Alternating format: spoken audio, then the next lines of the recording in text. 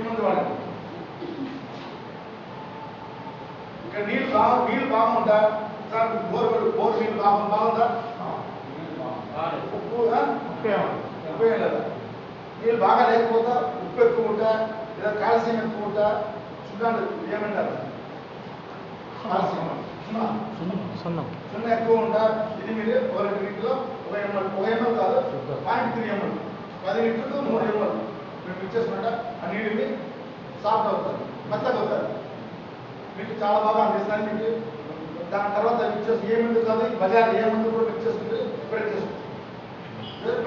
నీళ్ళు బాగా ఉంటా.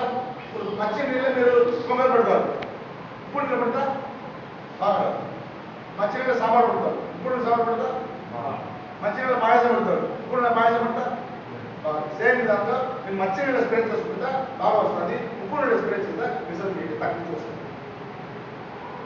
ఇది మట్టి నీళ్ళని pH చేసుకున్న pH కరెక్టర్ కండిషనర్ 2.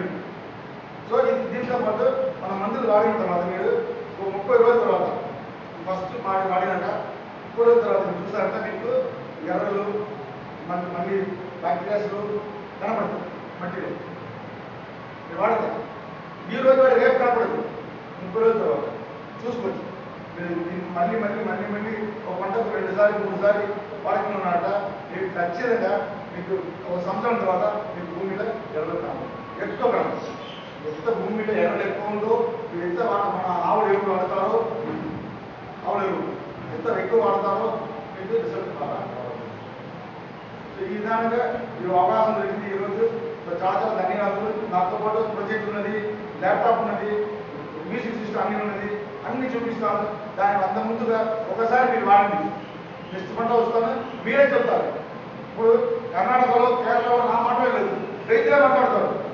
నాకు ఎందుకుంటాను ఎందుకు అన్నీ వాడి అర్థమైపోయింది. వాళ్ళ ఎక్స్పీరియన్స్ వాళ్ళే చెప్తారు. సో మళ్ళీ వచ్చేప్పుడు మీరే ఎక్స్పీరియన్స్ మీరు వాడితే మీకే ఎక్స్పీరియన్స్ వస్తుంది. మీరు నాకు చెప్తారు.